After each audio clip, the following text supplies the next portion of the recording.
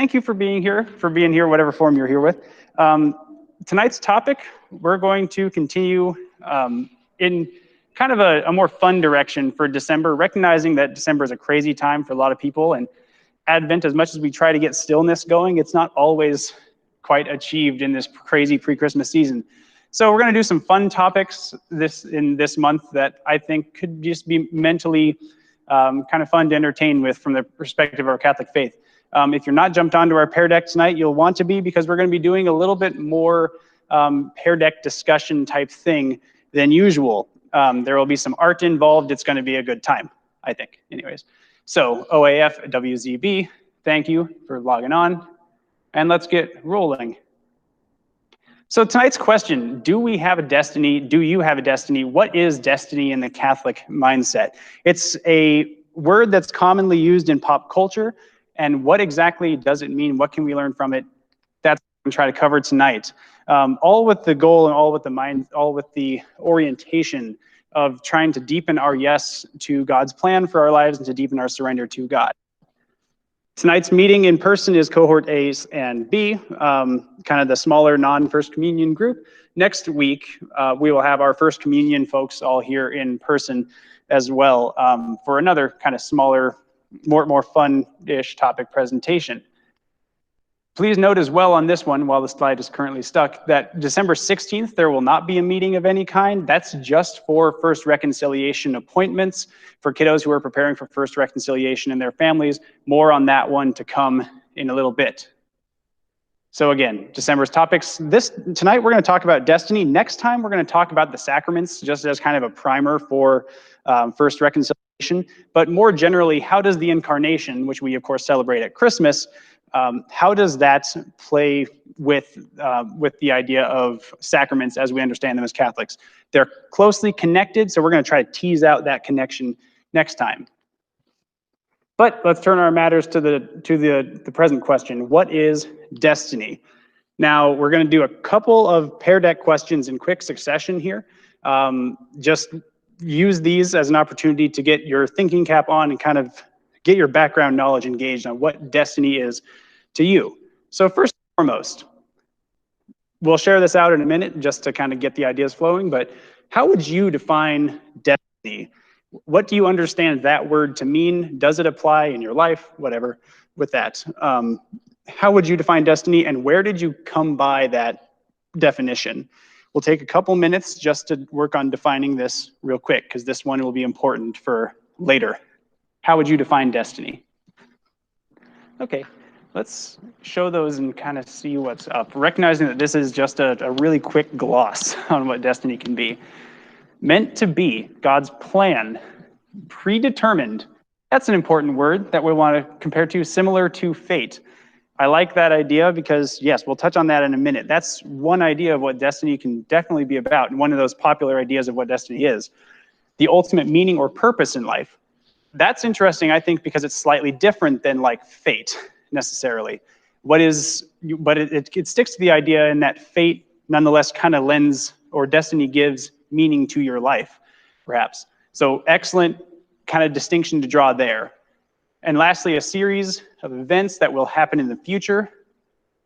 Yeah, so a series of events, not just like the purpose or meaning, this abstract idea, but maybe destiny is like something happens, like you're destined to get married and then have 3 children and then survive a crazy car accident. Like maybe those things are fixed and certain to happen in that order or whatever. Destiny is a determined future. So there's kind of some common ideas here, but there was also some room for difference, right? It can be either a fate, something way down the line. It can be how we get there, or it can also be talking about the meaning of all of these things, perhaps. These ideas of what destiny is, but good ones to know. While we're thinking about that, where did you maybe pick up that idea? What's telling you that? I'm going to jump to the next question. This one's a multiple choice, so just a quick survey, and we'll show the results on this one. Based on what you just defined destiny to be, who has a destiny? Is it something that everybody has? Is it something that nobody has? Is it something in the middle? Or how does that exactly work? You've got 4 options on your phone. Go ahead, phone or computer, go ahead and try to match whichever one you think pairs up best with your definition of destiny as you just gave it? Okay, so that's based on the definitions provided, not necessarily whether or not those definitions are right or wrong. Yeah, destiny is something that everyone has and is generally unavoidable. That's what works with that kind of fate idea of destiny, perhaps. But there are some people for whom none of that really quite fits. That's okay. Why did you answer this previous question the way you did? Why does that idea of destiny apply to that group of people, whether it's everyone or not? Take a couple more minutes just to explain your thinking on destiny. Okay, so now let's show some answers on this one. Pertaining to destiny, why do you say that whatever it was related to your previous answer, justify that? God has a plan, learn and grow. It's just the way of life. Humans have actions and consequences. Actions and consequences is kind of a good theme to go with destiny, right?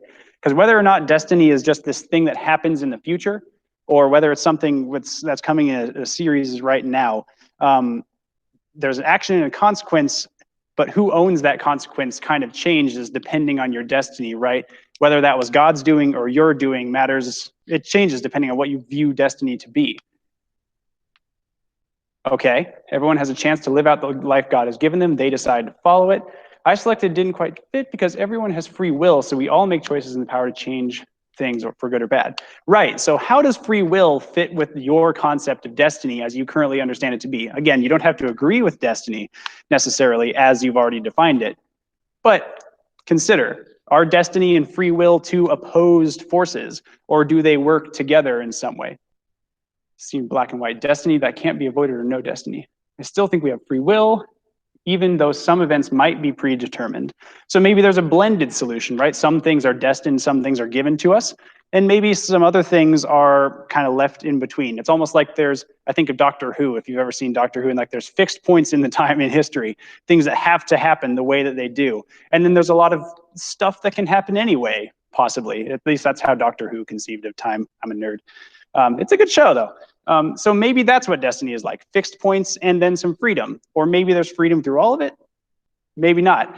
Point is, destiny is a complicated topic, and there's a lot of different ways to approach it. So what we're going to try to do tonight, at least with the remainder of this presentation, is approach this with an eye towards like the Catholic Church's teachings about free will, human freedom, but then also how we respond to God's call. Because there's a lot of good stuff in there, and there's a lot of good things that we can draw concept of destiny. So let's talk about three concepts of destiny first. The first one is destiny as fate. Please note there's going to be like some overlap between all of these and they tie together in a certain way, but starting with destiny as fate. This is the one that most of us might identify more with words like determinism or predestination or something of those sorts, or fatalism. The idea being that there's either an event somewhere in the future that is just going to happen no matter what you do, or there is perhaps a series of events right before you that you just keep walking through and you don't get the freedom necessarily to choose that. In this view, human freedom is either non-existent or plays kind of a marginal role. It's like, at most, you use human freedom to walk between a certain set of points on the map, as if there's like markers that you follow between, and you're constantly passing through kind of predetermined gates. That's maybe how you might describe this idea of destiny as fate. It's connected philosophically to like the old classic Greeks, especially. Think of like Greek tragedies like Oedipus Rex, where it was his fate to do all the horrible things, or all of the horrible things in life that happened to him. Right? It's almost like things happen to you in a fatalistic system rather than you doing things and your actions having consequences upon yourself. And there's also, interestingly, a lot of Calvinist Christians today who have different ideas on fate and predestination. It looks kind of like this. I say kind of because they've got a lot of arguments of why it's not exactly like this. But there's a lot of room and error around destiny as fate. I kind of sum it up with this John Lennon quote, there's nowhere you can't be, or there's nowhere you can be that it isn't where you're meant to be. Everything just kind of happens, and everything is meant to be. There's not a lot of wiggle room for freedom. It's determined, it happens. We just keep going from one domino to the next once the chain is kicked off.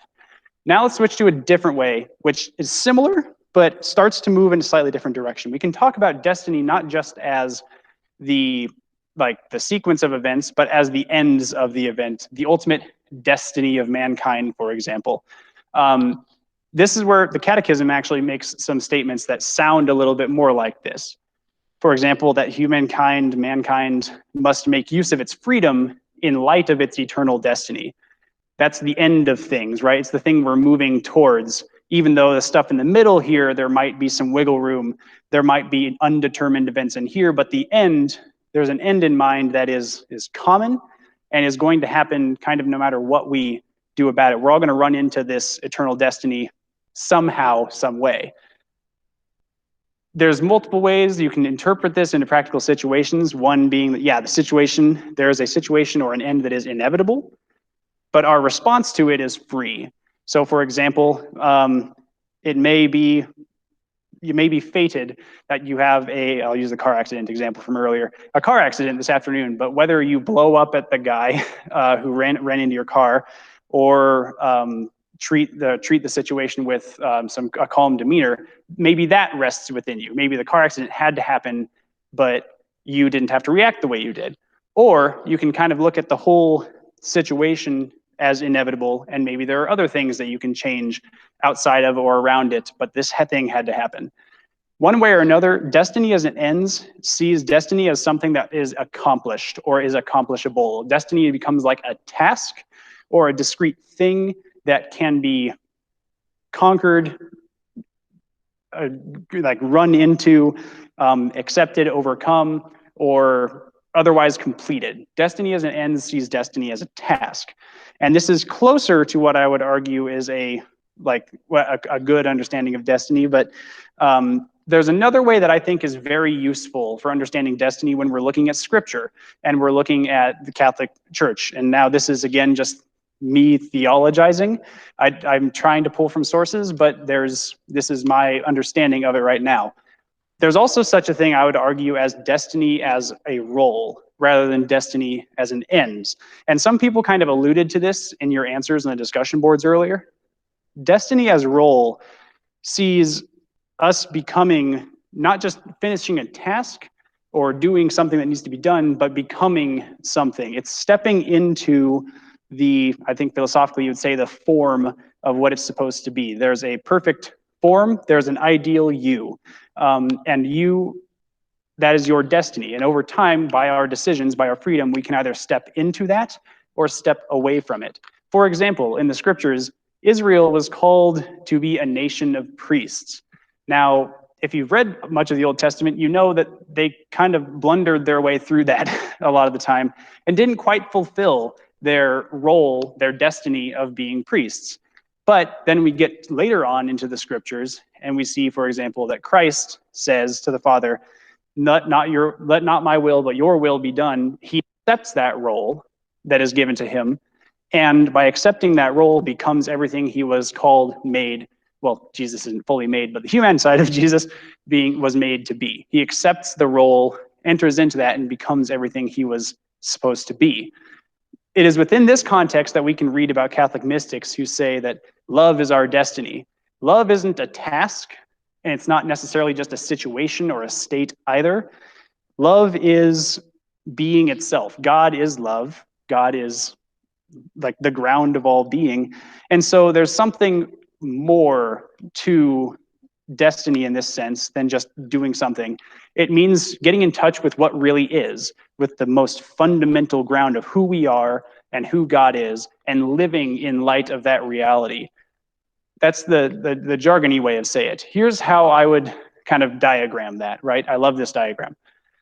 God wants to bring all the things in the universe together, not to destroy them in their differences, but to put everything in its rightful place, to give everything its right order, and to ensure that everything is connected in communion and in harmony. Humans have a very special role in that, but not just humans overall. Every individual human has a role to play in this. Every blade of grass, every earthquake, every star in the sky has a role to play in a perfectly ordered, in a perfectly harmonized universe, in a perfectly harmonized creation. Humans have the special ability to say no to that role in a way that other creatures can't. But should we choose, we can accept our proper place and find our rightful place in God's creation. And I think I would argue that ought to give us hope. That ought to give us hope because that means that no human is created to be thrown away. There's no one who is dispensable. Everybody is indispensable and has a place and belongs in God's cosmos. No one is created for nothing. So I encourage you then to think about that with that diagram. How is that your story, for example? Have you found what you would consider to be your proper place? What is your rightful place in the grand story of creation? How do you know? Where are you looking for the thing that gives you meaning? Where are you looking for your destiny? We can ask the same question of society. Is our society, is the world that we're building a place, a rightful place for everyone that allows everyone to find and become that best version of themselves? I don't mean to get political with that. All I mean to say is that, like, as we're building and lifting other people up, are we making spaces and making room in our hearts to help other people grow into everything that God has called to be? For me, this quote kind of sums up the entire thing. And it's a long quote from not Thomas Merton, Blessed John Henry Newman. I'm just going to read it at length because I think it's so great. I have this stuck on my wall because it reminds me of a great truth when I need to hear it. God has created me to do him some definite service. He has committed some work to me which he has not committed to another. I have my mission. I may never know it in this life, but I shall be told it in the next. I am a link in a chain, a bond of connection in persons. He has not created me for naught. I shall do good. I shall do his work. I shall be an angel of peace, a preacher of truth in my own place, while not intending it, if I but keep his commandments. Therefore, I will trust him. Whatever I am, I can never be thrown away. If I am in sickness, my sickness may serve him. In perplexity, my perplexity may serve him. If I am in sorrow, my sorrow may serve him. He does nothing in vain. He knows what he is about. He may take away my friends. He may throw me among strangers. He may make me feel desolate, make my spirit sink, hide my future from me. And still, he knows what he is about. I would contend that's a useful take on destiny, perhaps, for studying the scripture. Knowing that we are called to some high end, we have a purpose, even if we don't know it, and that God is constantly working, calling us up into that purpose. So for the remainder of this session, make sure my time is right. Yeah, for the remainder of this, I want to do a quick kind of art analysis, focusing on Mary, because a saint is somebody who has become everything that God has called them to be, both in this life and then now, certainly, in the next. So we're going to take a quick look at this picture. If you've got your phone out for Pear Deck, I will invite you to respond to some of these real quick. I want you to take a look at this piece of art and maybe begin jotting down or taking note of some initial impressions. Because this is just an initial kind of impressions, we're just going to show some answers up there real quick. Just see what's up. Eve looks remorseful. Mary looks motherly and forgiving. Both depict destiny. That's a good inference. We'll talk a little bit more about destiny in a minute with this. Fall from the garden. There's a snake. Mary looks pregnant. Eve looks sad, is holding a piece of fruit. Yes. Keep an eye out in here for anything that you maybe didn't notice. Mary is healing Eve through Jesus. Eve, whose free will separated from God, is touching Jesus that will fulfill God's promises to us. There are a lot of good observations, thoughts. People are already diving into the meaning of this thing. I really appreciate that. So let's go in and start doing a slightly deeper, try to take that even deeper. How would you describe Eve's expression? How would you describe Mary's expression? We're just trying to compare the two right now. Some of you already hinted at it. If you already said it, go ahead and say it again. All right, let's show some answers.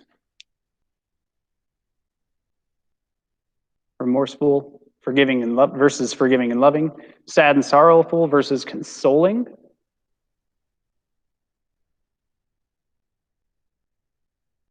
Mary looks empathetic and a bit tired. I can pick up on that, I think, with that picture. Mary does she's got a very like almost weary look about her. That's that's a good observation.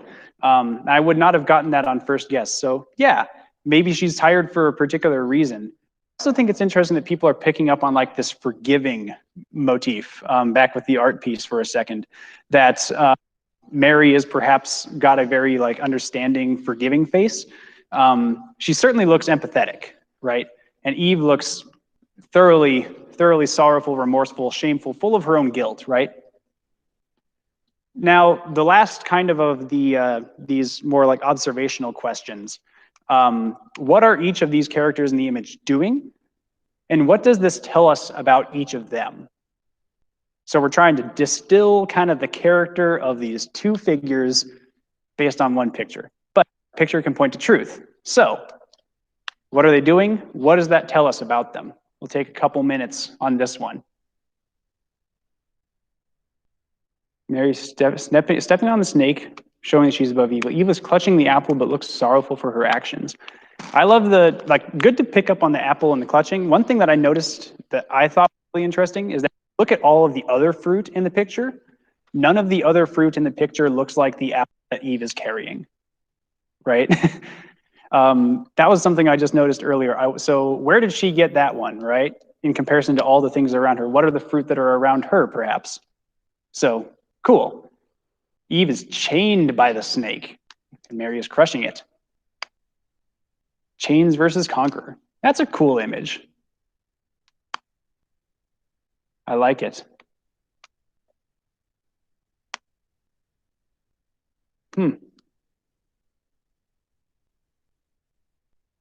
I like Eve is trying to not make eye contact, appears to want to connect to Mary and the baby. Perhaps she wants to connect to Mary, or she's connecting to Mary through the hope, through her child, right? What an interesting image for Christ as the one who heals human relationships, right? We come to one another and we come to be healed with one another through Christ. Bowing their heads towards one another, almost like mutual respect. Interesting that Mary would be bowing maybe towards Eve in some way. Is that respectful? Is it like a royal bow? Or is it like a bow of acknowledgement, perhaps? I feel you. We're human. We're sharing this moment together. It's a compassionate bow, perhaps. Very interesting. Asking forgiveness and forgiving. They're both touching each other, standing in a garden. Everything is connected. Right. There's a lot of connection here. And this connection is important for the discussion of destiny, which we're moving towards right now. So let's think about this. What is Mary's role in this painting? We've put up a lot of words about what she's doing now and kind of the difference between the two of them. What is Mary's role here? What is her job? What is her task, perhaps, in the midst of all of this? So go ahead, take a moment to respond in there and describe Mary's role. Alrighty. Sins, Eve, she is telling her sins will be forgiven. In a way, it seems like, Mary is certainly taking on a more motherly role than Eve in this moment. She's consoling Eve almost as if Eve was her daughter. And there's kind of an interesting, there's a parody here. Since they look a lot like each other, they're both reaching out, they've got similar gestures. It implies a lot of similarity between the two of them. Mary is acting like a mentor or a mother, offering absolution in a certain sense. I can see that. It's interesting here because, again, I look at the symmetry of the two of them and how they're kind of mirroring each other, but one is confident and, in a sense, she's empathetic, I mean, and living in her role a little bit more. I would argue that Mary is, even though she's bowing, is kind of more confident in her role. She's not ashamed, and she's not ashamed in juxtaposition to Eve, which should lead us to perhaps Mary's role is almost like an opposite of Eve, right? What Eve did, Mary is undoing. in this moment. So let's take that image and that idea, what you thought of with Mary's role, and keep this little diagram in mind, the image that is bringing all the things together. What does this image then possibly tell us about Mary's role in the big story of salvation? What is Mary's destiny, you might say, based on, or what might you learn about it from this image? Take just a couple minutes. This is kind of our closing question for this art analysis, so put it all out there. On and off the mic tonight. Yes, I should be. That's silly. Eve's actions drove the two realms apart, while Mary is bringing everything together through the birth of Jesus. Her destiny has a role in bringing things together, keeping with God's plan, right? Bridging the gap. And imagine how great an image of bridging the gap is it that God became a human, right? The God who is infinitely beyond dirt, dust, and other things would choose to come down and become a part of our dusty world through Mary. It's a huge bringing together point. Mary had the big choice to say yes, and let's remember that for a moment. Mary had free will, right? If destiny is a role that we can freely choose or freely reject, Mary, even though she was without sin, faced the same choice that Eve faced. She could have, like Eve, stepped away from that destiny, but unlike Eve, she didn't, right? She was a human fulfilling God's work and supported by spiritual beings, right? The angel Gabriel in this instance. It's a powerful reminder, perhaps, that we're not, even though we are never able to make this choice on somebody else's behalf and no one else can make the choice to accept our destiny for us, we've got something even better than like a heavenly cheering section, right? We have all the angels and saints who are with us, and God is working through those of us who are here on earth praying for one another, and with spiritual beings like Gabriel and all the other angels, and through the saints as well, to bring about this union and this connectedness with one another. We're not this choice alone. When we step into our destiny, we're doing it together, and we find our place in God's plan. We find ourselves in really good company. Like you and I, Mary has a destiny. It's a specific role in the story of salvation. He has committed to me some work that has not been committed to another. There could have been no other Mary. And instead, we've got Mary who did it, and now you have a role just as important in your own particular sphere.